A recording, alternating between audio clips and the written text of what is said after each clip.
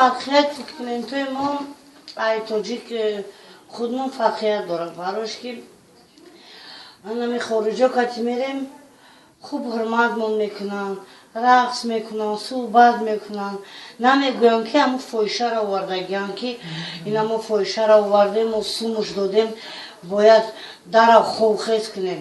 Мешинанд, ишкамонмона сер мекунанд. Баъд кай ки ба хоҳиш хоб бошад, баъд мерем хоб мекунем.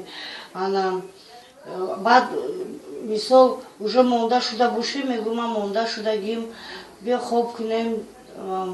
Майлаш мегӯяд ҷонакам, хоб кун монда шуда бошӣ.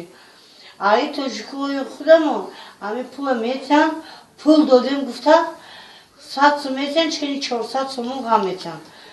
Ҳами хона дароварда баробар дарро ҷогара мепартоянд, дарро вай мекунанд.